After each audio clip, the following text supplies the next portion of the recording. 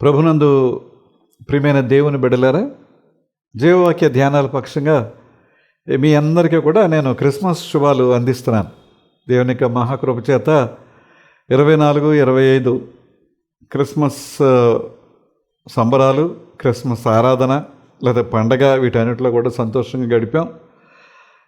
ఇది 26వ తారీఖు మంగళవారం వచ్చింది కనుక ఈరోజు ఆయన కృపను జ్ఞాపకం చేసుకుని ఆ సంబరాల్లో మూలిగి తేలుతూ, వాస్తవానికి 26వ తారీఖున బాక్సింగ్ డే అంటారు మామూలుగా. ఇప్పుడు దానికి ఏమి సెలవులు లేవు అనుకోండి. బాక్సింగ్ డే అంటే మనకు వచ్చినటువంటి క్రిస్మస్ టైంలో ఎవరో ఒకరు వచ్చి ఏదో బహుమతి ఇస్తారు. ఆ టైంలో వాటిని చూడడానికి టైం ఉండదు కనుక ఈ బాక్సింగ్ డే నాడు ఆ బాక్సులన్నీ ఓపెన్ చేసి ఎవరు ఏ బహుమతి ఇచ్చారు, అది ఎక్కువ ఆనందాన్ని కలిగించేది ఏంటి, లేకపోతే మన విలువను చూసి వారు ఏమి ఇచ్చారు ఇవన్నీ తెలుసుకోవడానికి ఇది ఒక రోజు అనమాట అండి. అయితే అవన్నీ ఒక ప్రక్కన పెడితే అవన్నీ మామూలుగా రొటీన్గా జరిగేటువంటి విషయాలు. ఈరోజు క్రిస్మస్ తర్వాత దినాన అయిపోయిన పండుగను జ్ఞాపకం చేసుకుంటూ ప్రభు యొక్క ఆరాధన, ఆయన యొక్క స్తుతి ఇవన్నీ జ్ఞాపకం చేసుకుంటూ ఇంకొకసారి చిన్న ఈ సందర్భంగానే ఒక చిన్న మాట మనం జ్ఞాపకం చేసుకుంటే మంచిదని నేను తలుస్తూ మన యొక్క ధ్యాన వాక్య భాగంగా మత్తయి సువార్త 14వ అధ్యాయం 33వ వచనం చదువుతున్నాను. అంతటా దోణిలోనున్న వారు వచ్చి, నీవు నిజముగా దేవుని కుమారుడు అని చెప్పి ఆయనకు మ్రొక్కిరి. ప్రార్థన చేసుకుందాం. కృపగలిగిన మా తండ్రి, మా జీవితాల్లో మరో క్రిస్మస్ మీరు అనుగ్రహించారు. క్రిస్మస్ పండుగను ఘనంగా ఆచరించుకుని నిన్ను మహింపరిచి ఘనపరిచే గొప్ప భాగ్యం ఇచ్చావు తండ్రి, మీకు వందనాలు. ఇగో ఈ మంగళవారం నాడు ఆ సందర్భంగానే ఒక విషయాన్ని జ్ఞాపకం చేసుకుని నేను స్తుతించాలని మేము ఆశపడుతున్నాం. నన్ను మీ సెలువు చెంత మరుగుపరిచి నా ద్వారా మా అందరితో మాట్లాడమని యేసు నామమున అడుగుతున్నాం తండ్రి, ఆమేన్. ప్రియులరా, ఈరోజు మనం వినేటువంటి వాక్యానికి ఒక చిన్న హెడ్డింగ్ పెట్టుకుందాం. క్రీస్తుకు ఎందుకు మ్రొక్కాలి, లేక క్రీస్తును ఎందుకు పూజించాలి అనేటువంటి ఒక చిన్న క్యాప్షన్ పెట్టుకుందాం.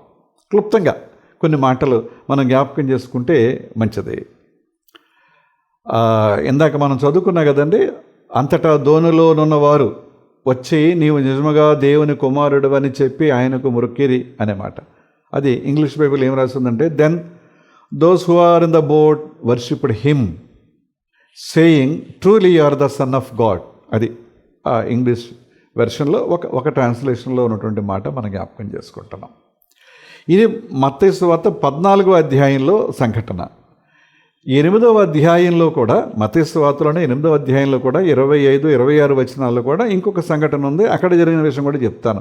అంతటా సముద్రం మీద తుఫాను లేచినందున ఆ దోణి అలల చేత కప్పబడిను. అప్పుడు ఆయన నిద్రించుచుండగా వారు ఆయన యొద్దకు వచ్చి, ప్రభువా, నశించిపోవచ్చున్నాము, మమ్మను రక్షించుమని చెప్పి ఆయనను లేపిరి.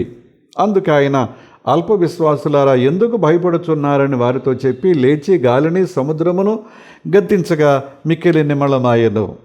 ఇక్కడ మ్రొక్కిరైన మాట లేదు. వారితో పాటు యేసయ్య కూడా ఆ చిన్న దోణిలోనే ఉన్నారు. తుఫాను వచ్చింది. వారు వచ్చి ప్రభువును తట్టి లేపి, అయ్యా బాబు, మేమందరం నశించిపోతున్నామంటే ఆయన తుఫానును గద్దించారు, అలలు నెమళించాయి. అదంతా ఇక్కడ 8వ అధ్యాయంలో. 14వ అధ్యాయంలోకి వచ్చేటప్పటికి ప్రభువు లేరు, ఆ నామలో ప్రభువు లేరు. ఆయన ఎక్కడో ఏకాంతంగా ప్రార్థన చేసుకుంటూ ఉన్నారు. వీరు ఈ ఒడ్డు నుంచి ఆ ఒడ్డులకి వెళ్ళేటువంటి ప్రయత్నంలో ఒక నావలో ఈ 12 మంది ఉన్నారు. తెరచాపలు అవి ఏమి ఉండవు కదండి. ఆ గాలి వాటానికి, అలల తాకిడికి నెమ్మదిగా బోటు వెళుతూ ఉంటుంది. వీళ్ళు మెల్లగా చిన్న కునుకు తీస్తారు. ఉదయం అయ్యేటప్పటికి అవతల ఒడ్డుకి వెళ్ళిపోతారు, గలిలయ సముద్రపు అవతల ఒడ్డుకి వెళ్ళిపోతారు. అది నేపథ్యం. సరిగ్గా వారు మధ్యలోకి వెళ్ళేటప్పటికి తుఫాను చెలరేగింది. వారికి ఏం చేయాలో అర్థం కావట్లేదు. ఆ తర్వాత యేసయ్య నీళ్ళ మీద నడిచి రావటం, పేతురు ఆయనతో సంభాషణ, ఆయన నీళ్ళ మీద నడవటం, మునిగిపోవటం, పేతురును రక్షించడం, ఇవన్నీ మనకు తెలిసినటువంటి విషయాలే. అప్పుడు ఆయన దోణిలోకి వచ్చిన తర్వాత అది కొంచెం నెమ్మళించినప్పుడు అంతటా దోణిలో ఉన్నవారు వచ్చి, నీవు నిజముగా దేవుని కుమారుడు అని చెప్పి ఆయనకు మ్రొక్కిరి. ఇది 14వ అధ్యాయంలో ఉన్నటువంటి ఒక సందర్భాన్ని ఈ సమయంలో మనం జ్ఞాపకం చేసుకుంటున్నాం. కనుక క్రిస్మస్ అనే మాటకు మన అందరికీ తెలుసు, క్రిస్టాస్ మాస్, క్రీస్తును పూజించుట. ఎందుకు పూజించాలి? ఎందుకు మ్రొక్కాలి? ప్రియమైన దేవుని బిడ్డలారా, ఒక జరిగిన విషయం అంటే మన అవగాహన కొరకు కొన్ని మాటలు చెప్తాను. వారి జీవితంలో ఈ 12 మంది శిష్యులు ఇంతకుముందు ఎక్కడ కూడా మ్రొక్కినట్టుగా లేదు. అందుకని మీకు 8వ అధ్యాయంలో జరిగిన సంఘటన చదివి వినిపించాను. 14వ అధ్యాయంలో జరిగిన సంఘటన మీకు క్లుప్తంగా చెప్పి ఆ వాక్యాన్ని ధ్యాన వాక్య భాగంగా తీసుకున్నాం మనం. ఇంతకుముందు ఎప్పుడు కూడా వారి జీవితాల్లో చేయలేదు. ఏమండి, యేసయ్య కుష్ఠరోగిని స్వస్థపరిచారు. ఆ రోజుల్లో కుష్ఠరోగికి గ్రామంలోకి వచ్చేటువంటి, వారి ఊరిలోకి వచ్చేటువంటి అవకాశం లేదు. వారిని వెలివేయబడ్డారు. ఊరికి వెలుపల మరొక ఊరు ఉంటుంది. ఆ ఊరికి ఈ ఊరికి మధ్యలో ఒక సరిహద్దు ఉంటుంది. ఆ ఊరికి అది పొలిమేర, ఈ ఊరికి ఇది పొలిమేర. అక్కడెక్కడో వాళ్ళు ఉండాలి. ఏ చెట్టు కిందో, గుహలోనో, ఏ కొండ దగ్గర ఎక్కడో ఉండాలి వాళ్ళు. వాళ్ళకి సంబంధించినటువంటి కుటుంబస్తులు 2 రోజులకు ఒకసారి, 3 రోజులకు ఒకసారి ఒక బుట్టలో రొట్టెలు, ఏదో తినుబండారాలు, కొంచెం మంచినీళ్ళు పట్టుకొచ్చి దూరంగా పెట్టేసి వెళ్ళిపోవాలి. మాట్లాడడానికి వీల్లేదు. మాట్లాడితే వీళ్ళని కూడా వెలివేసేవారు. వాళ్ళు వెళ్ళిపోయిన తర్వాత వీళ్ళు వచ్చి కనీసం ఒరే ఇంటికాడ మనోళ్ళు ఎలాగున్నారు, బంధువులు, అమ్మ నాన్న, చెల్లి, తల్లి, పిల్ల ఏమీ మాట్లాడడానికి లేదు. వాళ్ళు వచ్చి మౌనంగా పెడతారు, వెళ్ళిపోతారు. అప్పుడు వాళ్ళు వచ్చి తీసుకుని ఆ గుహలోనో ఎక్కడో ఉండి పాపం ఆ 2-3 రోజులు. ఒకవేళ వీళ్ళకి రావడానికి అవకాశం లేదనుకోండి, ఈ లోపల వాళ్ళు తెచ్చిన పదార్థాలు అయిపోయాయి, వారు ఆకలితో ఉండాల్సిందే. ఒకవేళ ఎప్పుడైనా రావాల్సిన పరిస్థితి వస్తే జుట్టు విరబోసుకొని, బట్టలు చెప్పుకొని, పై పెదవిని ఇలా చేత్తో కప్పుకొని, నేను అపరిశుద్ధుడను, ఐఎమ్ అన్క్లీన్ అని అరుచుకుంటూ వెళ్ళాలి. అప్పుడు అందరూ తప్పుకుంటారు. ఒకవేళ ఎప్పుడైనా ఊళ్ళోకి వాళ్ళు అడగబెట్టాల్సిన పరిస్థితి వస్తే మాట్లాడడానికి ఏమీ అవకాశం లేదు. అలాంటి పరిస్థితుల్లో కుష్ఠరోగిని యేసయ్య స్వస్థపరిచారు. ఎంత అద్భుతం అది! ఇప్పుడు చెప్పాను కదా, ఇంత కఠినమైనటువంటి కాంటెక్స్ట్లో, పరిస్థితుల్లో కుష్ఠరోగిని స్వస్థపరచడం అంటే, నోటి మాటతో ఒక కుష్ఠరోగిని, ఒక ఆయన అంటాడు నన్ను ముట్టుకుని బాగు చేయనన్నాడు. అలా మాట్లాడటానికే వీలు లేదంటే మాట్లాడి బాగు చేశారు. అది ఓకే, పోన్లే కొంతవరకు. ముట్టుకుంటే సంఘం, సమాజం, యాజకులు ఊరుకుంటారా? ఈయన కూడా వెలేస్తారు. ఈయన కూడా ఇప్పుడు వాళ్ళ జాబితాలో చేరిపోవాలి. కానీ అక్కడ ముట్టుకుని స్వస్థపరిచారు. అప్పుడు వీరు ఆయనకు మొక్కలేదు. చూడండి, గమనించండి. అలాగే సమరయ స్త్రీతో మాట్లాడి ఆమె యొక్క జీవితాన్ని మార్చారు. ఆమె వల్ల ఆమె గ్రామం అంతా ప్రభువులోకి వచ్చింది. 2 దినాలు ప్రభువుని చేర్చుకుని సువార్త విని అంగీకరించి గ్రామం అంతా మారారు యేసు ప్రభు శిష్యులుగా. అప్పుడు కూడా మొక్కల. అలాగే ఒక స్త్రీ పాపమందు పట్టబడితే ఆమెను ఆయన క్షమించి, అమ్మ వెళ్ళిపో, వాళ్ళెవరూ నీ మీద రాళ్ళు వేయలేదు కదా, నేను కూడా వేయను, నేను రాళ్ళతో కూడా చంపేయాలి, అందుకు సిద్ధంగా ఉన్నారు. వాళ్ళు వెళ్ళిపోయారు, నేను కూడా నేనేం చేయను, ఇక వెళ్ళి పాపం చేయొద్దు అన్నారు. ఎంత గొప్ప అద్భుతం! మరణానికి వెంట్రుక వాసి దూరంలో ఉన్నటువంటి వ్యక్తిని మరణాన్నించి, కఠినమైన, ఘోరమైన, హీనమైన మరణం నుంచి తప్పించి కాపాడినప్పుడు కూడా వారు యేసయ్యకు మ్రొక్కలేదు. ఒకసారి 5,000 మంది, ఒకసారి 3,000 మంది, ఇలాగా వారికి వాక్యం చెప్పారు 3 దినాలు కంటిన్యూగా. ఆ తర్వాత వారు ఆకలిగా ఉంటే వారికి రొట్టెలు, చిన్న చేపలు, 5 రొట్టెలు 2 చిన్న చేపలు పంచిపెట్టిన సందర్భాన్ని మనం చూస్తాం. 3 రోజులు వాక్యం చెప్పడం ఒక ఎత్తు అయితే, కంటిన్యూగా గమనించండి. ఇవాళ చర్చిలో ఒక 50 మంది ఉంటే మైక్ కావాలి, 100 మంది ఉంటే ఇంకా పెద్ద మైక్ కావాలి, 200-300 మంది ఉంటే ఇంకా పెద్ద పెద్ద సౌండ్ బాక్సులు కావాలి. మరి 5,000 మందికి ఆయన ఏ కరెంటు లేని రోజుల్లో, ఏ సౌండ్ సిస్టమ్ లేని రోజుల్లో ఎలా వాక్యం చెప్పారు? పరమాద్భుతం అది. అసలు మనం దాని గురించి ఆలోచన చెప్పుకుంటాం అంతే. ఒక 50 మంది 100 మంది ఉంటేనే మైక్ సెట్ ఉండాలి, సౌండ్ బాక్సులు ఉండాలి, ఇంకా జనాలు పెరిగే కొద్దీ క్వాలిటీ పెరగాలి. అలాంటిది 5,000 మందికి కొండ మీద ప్రసంగం, మత్తయి సువార్త 5, 6, 7 అధ్యాయాలంతా కూడా ఆ 3 రోజులు ఆయన చెప్తూనే ఉన్నారు, బోధిస్తూనే ఉన్నారు, వారు వింటూనే ఉన్నారు. దగ్గరున్న 10 మందికే ఆయన స్వరం వినపడవచ్చు, మరి మిగతా వారందరూ ఎలా విన్నారు? అప్పుడు కూడా ఆయనకు మొక్కల. ఇక 5 రొట్టెలు 2 చిన్న చేపలు ఇన్ని వేల మందికి పురుషులు, 5,000 మంది పురుషులు ఉన్నారు, స్త్రీలు పిల్లలు కాక. వారికి పెంచిపెట్టినప్పుడు కూడా వాళ్ళు మొక్కినట్టుగా మనం చూడలేదు. ఇక శిష్యుల దగ్గరికి వచ్చేటప్పటికి నన్ను వెంబడించండి అంటే వాళ్ళు తమ కుటుంబాలను విడిచిపెట్టి ఆయన వెంబడించారు. ఆయన శిష్యులుగా సైన్యంగా ఆయనను ఎట్టి పరిస్థితుల్లో కూడా విడిచిపెట్టకుండా 12 మంది వెంబడించారు. ఆయన ద్వారా బలం పొంది వీరు దెయ్యాలను వదలగొట్టారు. వీరు దెయ్యాలను వదలగొట్టడం అనేది చిన్న విషయం కాదు కదా. క్రీస్తు యొక్క శక్తిని బట్టి వీరు శక్తిమంతులై ఆ శక్తిని వీరు కలిగి వీరు శక్తిమంతులై దెయ్యాలను వెళ్ళగొట్టారు. అప్పుడు కూడా వీళ్ళు యేసుకి మొక్కలేదు. కానీ ఈ సందర్భంలో అంతటా దోణులు ఉన్నవారు వచ్చి నీవు నిజముగా దేవుని కుమారుడవని చెప్పి ఆయనకు మ్రొక్కిరి. ఈ సందర్భంలో మాత్రమే మొక్కినట్టుగా చూస్తాం. కారణం ఏంటి? ప్రియమైన దేవుని బిడ్డలారా, క్రీస్తుకు ఎందుకు మ్రొక్కాలి, క్రీస్తును ఎందుకు పూజించాలని చిన్న క్యాప్షన్తో మనం ఈరోజు వాక్యాన్ని ధ్యానం చేస్తున్నాం కదా. ఎందుకు మ్రొక్కాలి అంటే ఈ మత్తయి 14:33 సందర్భంలో వారందరూ రక్షించబడ్డారు. ఇవాళ పాపములో ఉండి పాపములోనే చనిపోవలసిన పరిస్థితుల్లో ఉన్న మనల్ని యేసయ్య రక్షించారు. ఆ రక్షించడానికి ఈయన తన్ను తాను తగ్గించుకొని పరలోకమును విడిచిపెట్టకూడని భాగ్యమని ఎంచక దాన్ని తృణప్రాయంగా ఎంచి మన కొరకు ఒక చిన్ని బాలుడిగా, ఎవరు ఉండడానికి వీలు లేని ఆ పశువుల శాలలో, ఆ పశువుల మధ్యలో అక్కడ ఆయన పుట్టి అక్కడ ఆ పశువుల తొట్టులోనే ఆయన పవళింపజేసిన పరిస్థితిని ఆయన కలిగి మన కొరకు ఈ లోకానికి వచ్చారు. మునిగిపోయే పరిస్థితుల్లో ఉన్న మనలను, నశించిపోయే ఉన్న పరిస్థితుల్లో ఉన్న మనలను, దారి తప్పిపోయి పౌలు గారు చాలా వివరంగా మనం ఇంకనూ పాపులమై ఉండగా, మనం ఇంకనూ అనీతిమంతులమై ఉండగా, మనం ఇంకనూ అపరాధులమై ఉండగా ఆయన మన కొరకు ఈ లోకానికి వచ్చి ఈ ప్రాణాన్ని పెట్టాడు అనే మాట పౌలు గారు చాలా వివరంగా రాస్తారు. మనందరికీ తెలిసిన వాక్యాలే. కనుక ఆయనకు మనం బ్రొక్కాలి. కారణం ఏంటంటే ఆయన రాక వల్ల మనం రక్షించబడ్డాం. లోకం అంతటినీ రక్షించడానికి వచ్చారు ఆయన.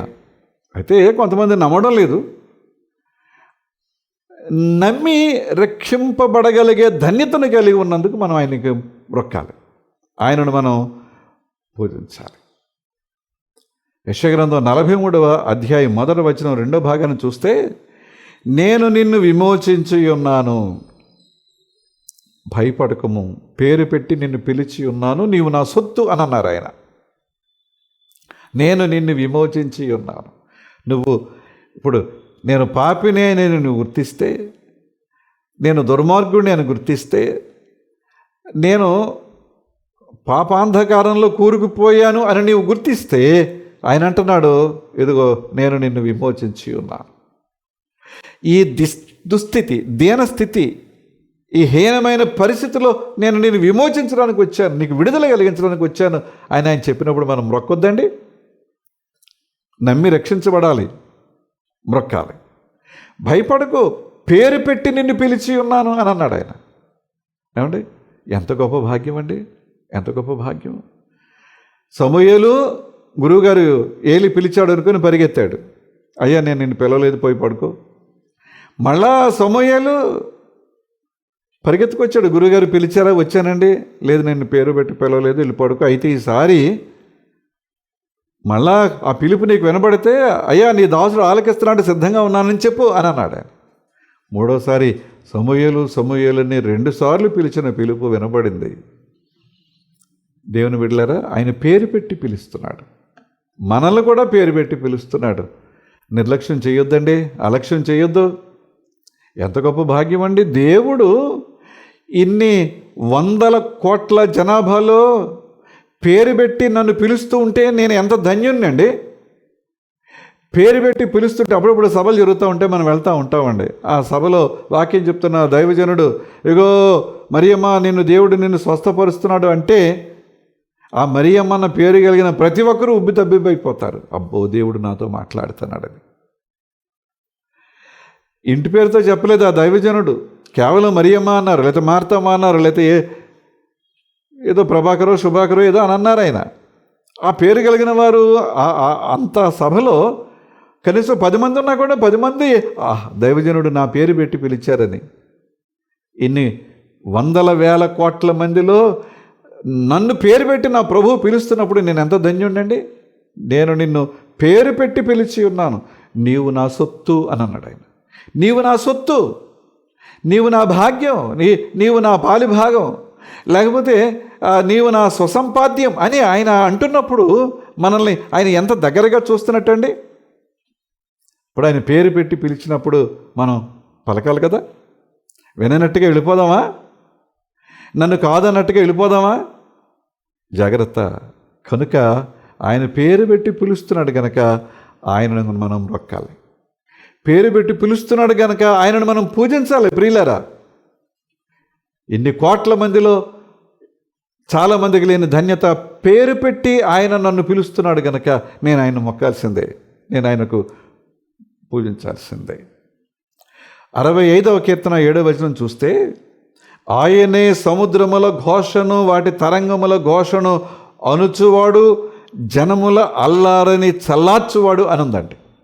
జీవితంలో చెలరేగేటువంటి తుఫానులు, చెలరేగేటువంటి కలతలు, చికాకులు, బాధలు, ఇబ్బందులు, ఒత్తిడి చాలా ఉన్నాయండి. ఆయన నన్ను పేరు పెట్టి పిలిచాడు కనుక, నన్ను ఎరిగిన వాడు కనుక అవన్నీ కూడా సర్దుతాడు. అవన్నీ కూడా నెమ్మదిగా ఒక్కోటి నా జీవితం నుంచి తొలగించి నాకు తగిన క్షేమాన్ని ఇస్తాడు, నాకు తగిన భద్రతనిచ్చేటువంటి దేవుడు. కనుక నేను ఆయన పూజించాల్సిందే. ఎవరి వలన కాదండి, ఎవరు ఏమి చేయలేరు. కొన్ని సందర్భాల్లో ఎవరి వల్ల కాదు, ఎవరు ఏమి చేయలేరు. చేద్దాం అనుకోడు కూడా చేయలేని వారు చాలామంది ఉంటారు. చేద్దామని అనుకుని కూడా, నేను ఏదోలా సహాయపడదామని అనుకుని కూడా సహాయపడలేని పరిస్థితులు కొన్ని ఉంటాయండి.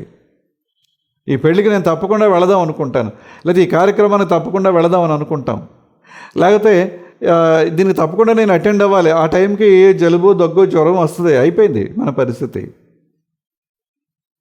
కానీ ఆయన అలా ఫెయిల్ అయ్యే దేవుడు కాదు. ఇది మనం జ్ఞాపకం చేసుకోవాలి. అందుచేత ఆయనను మనం పూజించాలి, ఆయనను మనం ఆరాధించాలి, మొక్కాలి. క్రిస్మస్ పండుగ అయిపోయింది కదా అని చెప్పి ఉదాసీనతతో ఉండొద్దండి. ఆయనను మొక్కేటువంటి బిడ్డలుగా, పూజించేటువంటి బిడ్డలుగా ఉండాలని. ఎందుకంటే మత్తయి సువార్త 2వ అధ్యాయం 11వ వచనం చూస్తే, వారు ఆ నక్షత్రమును చూచి అత్యానంద భరితులై ఇంటిలోనికి వచ్చి తల్లి అయిన మరియను శిశువును చూచి సాగిలపడి ఆయనను పూజించిరని ఉందండి. ఎక్కడో ఉన్నారు వాళ్ళు. ఆ నక్షత్రాన్ని చూచారు, 2 సంవత్సరాలు ప్రయాణం చేశారని చరిత్ర ప్రకారంగా మనం తెలుసుకుంటున్నాం. సరే, హేరోదు దగ్గరికి వెళ్ళారు, అక్కడ కాదని తెలుసుకున్నారు. మళ్ళీ ఆ నక్షత్రం వీళ్ళని గైడ్ చేయగా వచ్చి బెత్లెహేం వచ్చారు, మరియమ్మ గారిని చూశారు, శిశువును చూశారు, ఇప్పుడు పూజిస్తున్నారు. వచ్చిన వాళ్ళు చిన్నోళ్ళ అండి, ఖగోళ శాస్త్రజ్ఞులు. ఒక నక్షత్రాన్ని చూచి శాస్త్రాలు చదివి పఠించి దీని వలన ఆయన వచ్చి ఉంటారు, ఆయన పుట్టి ఉంటాడు, మెస్సయ్య అని ఎరిగి వచ్చారు. అంటే వాళ్ళు ఎంత జ్ఞానులు, అందుకని వాళ్ళని జ్ఞానులు అన్నారు. వాళ్ళు ఎంత శ్రేష్టమైన వారు. ఎందుకంటే వారి దేశంలో దొరికేటువంటి అతి విలువైనటువంటి వస్తువును బహుమానంగా తెచ్చారు. ఒక ఆయన తన దేశంలో బంగారం, ఒక ఆయన తన దేశంలో దొరికే సాంబ్రాణి, ఒక ఆయన తన దేశంలో దొరికేటువంటి బోళం. ఇవాళ ఇవన్నీ మనకి చాలా అందుబాటులో ఉండొచ్చండి, కానీ ఆ రోజుల్లో ఇవి చాలా అపురూపమైనవి, చాలా విలువైనవి. కోటీశ్వర్లు తప్ప సామాన్యుడికి ఆ పేరు కూడా వినలేనటువంటి, అందుబాటులో లేని వస్తువులు ఈ బంగారం, బోళం, సాంబ్రాణి. అవి తెచ్చి అక్కడ పెట్టి వెళ్ళిపోలేదండి, ఆయనకు మొక్కారు.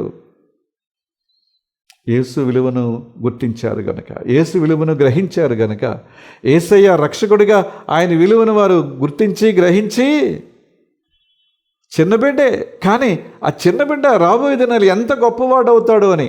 అంచేతనే చరిత్రలోకి వెళితే తర్వాత వాళ్ళ దేశానికి వెళ్ళిన తర్వాత వాళ్ళు ఆ దేశానికి మిషనరీస్ అయ్యారండి.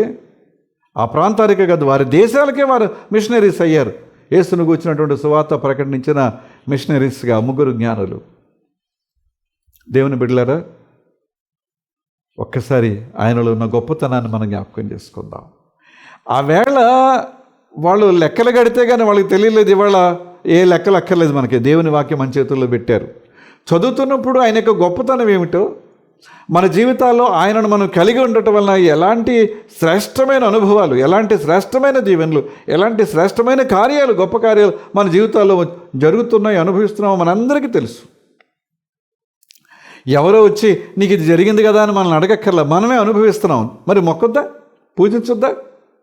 పూజించే బిడ్డలుగా ఉందాం. ఆయన పునరుత్థానుడయ్యారు, ఇంకా ఆరోహణం అవ్వలేదు. ఆ జరిగిన సంఘటన మత్తయి సువార్త 28వ అధ్యాయం 9వ వచనం నేను జ్ఞాపకం చేస్తున్నాను. యేసు వారిని ఎదుర్కొని మీకు శుభమని చెప్పాను. కలవరపాటుతో ఉన్నారు, లేచారని కొంతమంది, ఎలా లేస్తాడని కొంతమంది, మేము చూసామని కొంతమంది, మేము చూడలేదని నిరాశలో కొంతమంది, ఇలా ఉన్న పరిస్థితుల్లో ఆయన వారిని ఎదుర్కొని శుభమని చెప్పారు. వారు ఆయన వద్దకు వచ్చి ఆయన పాదములు పట్టుకుని ఆయనకు మ్రొక్కగా అని చదువుతున్నాం అక్కడ.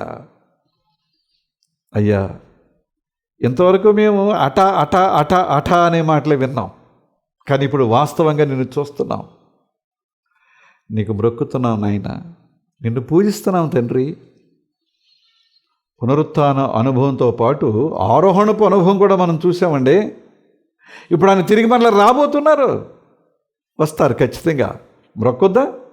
ఎందుకంటే మరణానంతర జీవితం గురించి ఆలోచన లేని వారు చాలామంది ఉన్నారు, ఆ ఆలోచన గురించి ఆలోచించిన వారు చాలామంది ఉన్నారు. కానీ మనకు తెలుసు 70 ఏళ్ళే 80 ఏళ్ళే, ఆ తర్వాత వేల సంవత్సరాలు జీవించగలిగే గొప్ప అవకాశం ఉంది. దాని కొరకు ఆయన వచ్చి మనల్ని తీసుకువెళ్తారు. మొక్కాలి వద్దా? మొక్కాలి, తప్పకుండా మొక్కాలి. హెబ్రీ పత్రిక 1వ అధ్యాయం 6వ వచనం కూడా ఈ సమయంలో నేను జ్ఞాపకం చేస్తాను. మరియు ఆయన భూలోకమునకు ఆది సంభూతిని మరలా రెప్పించినప్పుడు దేవుని దూతలో అందరూ ఆయనకు నమస్కారము చేయాల్సిందే. మనుషులే కాదటండి, దేవుని దూతలు కూడా ఆయన భూలోకమునకు ఆది సంభూతిని మరలా రప్పించినప్పుడు, ఒకసారి వచ్చారు, మళ్ళీ రెండోసారి రాబోతున్నారు. అప్పుడు దేవుని దూతలందరూ కూడా ఆయనకి నమస్కారం చేయాల్సిందేనంట. ఎంత గొప్ప దేవతలు, గొప్ప దూతలండి. అందులో ఆర్కేంజల్స్ అని ఈ గబ్రియేలు, ఉరియేలు, రఫాయేలు, అరుయేలు ప్రధాన దూతలు ఉన్నారు చూసారు, వారితో సహా అందరూ ఆయనకి మొక్కాల్సిందేరట. వాళ్ళ ముందు మనం ఏపాటి వాళ్ళమండి, వాళ్ళ ముందు మనం ఏపాటి వాళ్ళం? మొక్కాల్సిందే. వారు మొక్కుతున్నారు, మనం కూడా మొక్కాల్సిందే చెప్తుంది వాక్యం. చివరిగా ప్రకటన గ్రంథం 5వ అధ్యాయం 8వ వచనం చూస్తే, ఆయన దానిని ఆ గ్రంథాన్ని తీసుకునినప్పుడు ఆ 4 జీవులు వీణులు ధూపద్రవ్యంతో నిండిన సువర్ణ పాత్రలు పట్టుకుని ఆ 24 పెద్దలు ఆ గొర్రె పిల్ల ఎదుట సాగిలపడిరి. ఎవరా 24 పెద్దలు? ఎవరండి?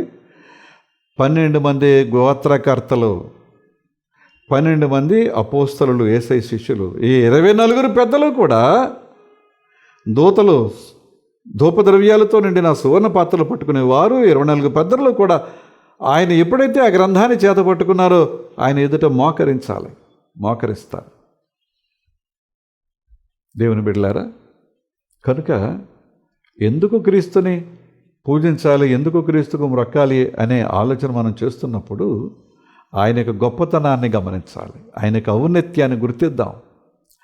ఆయన నా కొరకు ఎందుకు ఈ లోకానికి వచ్చారు, ఏం చేశారు, ఏం చేయబోతున్నారు, నన్ను ఆయన నా మరణానంతరం ఎక్కడ తీసుకుని వెళ్తారు, నేను బ్రతికి ఉండగా నా జీవితంలో, నా కుటుంబ జీవితంలో ఆయన వల్ల నేను ఏం పొందుతున్నాను, కలిగి ఉన్నాను, ఎలాంటి క్షేమాన్ని, భద్రతను, ఆనందాన్ని, ఇవన్నీ జ్ఞాపకం చేసుకుని ఆయనకు మొక్కేటువంటి బిడ్డలుగా, పూజించేటువంటి బిడ్డలుగా, ఆయన నన్ను రక్షించాడు కనుక హృదయపూర్వకంగా మొక్కేటువంటి బిడ్డలుగా ఉందాం. అటు నడిపింపు పరిశుద్ధాత్మ దేవుడు మనకు అనుగ్రహించును గాక. ఆమేన్. ప్రార్థన చేసుకుందాం. కృప కలిగిన మా తండ్రి, దయగలిగిన మా ప్రభువా, జీవవాక్య ధ్యానాల ద్వారా మాతో మాట్లాడుతున్నందుకు దేవా మీకు హృదయపూర్వకమైన వందనాలు నాయన. వాక్యాన్ని వింటున్న, వీక్షిస్తున్న మా ప్రియులందరినీ దీవించండి, ప్రతి కుటుంబాన్ని కూడా ఆశీర్వదించండి నాయన. క్రిస్మస్ పండుగను ఆచరించి సంతోషంగా మరొకసారి ఈ వాక్యాన్ని మేము ధ్యానిస్తున్నప్పుడు ఎందుకు పూజించాలి అనే చిన్న ప్రశ్న వేసుకున్నప్పుడు ఎందుకు పూజించాలో మీరు మాకు అర్థమయ్యేలాగా నేర్పించారు, మీకు వందనాలు. విన్న వాక్యాన్ని మా హృదయంలో పదిలపరుచుకుని నిన్ను మృక్కే బిడ్డలుగా, ఆరాధించే బిడ్డలుగా, పూజించే బిడ్డలుగా రానున్న కాలమంతట్లో ఉంచమని ప్రార్థన చేస్తూ, ఎక్కడ ఏ నిర్లక్ష్యం మా జీవితాల్లో లేకోకుండా, ఉదాసీనత లేకోకుండా, మనసారా హృదయపూర్వకంగా ఎల్లవేళలా నిన్ను పూజించేటువంటి బిడ్డలుగా, నిన్ను మృక్కేటువంటి బిడ్డలుగా మమ్మల్ని ఉంచమని ప్రార్థన చేస్తున్నాం. బలహీనతలు, అనారోగ్య పరిస్థితులు ఉన్నవారు ఉన్నారు. నాయనా, నీ చిత్తమైతే ఇంకా కొద్ది దినాలు గడిపితే ఈ 2023వ సంవత్సరాన్ని మేము ముగిస్తాం. డిసెంబర్ 31వ తారీఖున వార్షిక వందనం అని చెప్పి పాత సంవత్సరం అంతా మా జీవితాల్లో చేసిన మేలుని బట్టి మీకు వందనాలు చెల్లిస్తూ నూతన సంవత్సరంలో ప్రవేశిస్తాం. నూతన సంవత్సరపు ఆరాధన కూడా చేసుకునే ధన్యత మాకు, మా కుటుంబాలకు దయచేయమని. బిడ్డలకు చదువులు తోడుగా ఉండండి. వారికి ఉద్యోగాలు, వృత్తి, వ్యాపారం, గృహ కార్యకలాపాలు, వ్యవసాయం అన్ని రంగాల్లో కూడా మీ కాపుదల దయచేయమని. విదేశాల్లో ఉండి బిడ్డలు వారి కుటుంబాలను దీవించమని. మా రాష్ట్రాన్ని, దేశాన్ని ఆశీర్వదించి మా నాయకులు, అధికారుల పని కృపకుమరించమని. శాంతి సమాధానాలతో మమ్మల్ని, మా కుటుంబాలను, మా రాష్ట్ర, దేశం, ప్రపంచం అంతటిని కూడా నింపుమని. ఈ గొడవలు, అల్లర్లు, కలహాలు, కలతలు, చికాకులు, యుద్ధాలు ఓ ప్రక్కకు పెట్టి శాంతి సమాధానాలతో నింపుమని యేసు నామమున వినయంగా బ్రతిమాలి వేడుకొనుచున్నాం తండ్రి. ఆమేన్. పరలోకమందున్న మా తండ్రి, మీ నామం పరిశుద్ధపరచబడునుగాక, మీ రాజ్యం వచ్చునుగాక, మీ చిత్తం పరలోకమందు నెరవేరుచున్నట్లు భూమి యందు నెరవేరునుగాక. మనుదినాహారం నేడు మాకు దయచేయము. మేడల అపరాధం చేసిన వారు మీ క్షమించిన ప్రకారం అపరాధములు క్షమించుము. సోదరులను తేక దుష్టు నుండి తప్పించుము. రాజ్యము, శక్తి, మహిమ నిరంతరము నీవేన్నావు తండ్రి. ఆమేన్. మన తండ్రి అయిన దేవుని నుండి, ప్రభు అయిన క్రీస్తు నుండి, పరిశుద్ధాత్మ నుండి కృపయు సమాధానం మీ కలుగునుగాక. ఆమేన్. మరొక మంగళవారం కలుసుకుందాం. అంతవరకు సెలవు. రానున్న కాలం, రానున్న దినాలు, నూతన సంవత్సరపు ఆశీస్సులు మీకు, మీ కుటుంబాలకి కలగాలని నేను మనసారా దేవుని ప్రార్థిస్తున్నాను. వందనాలు.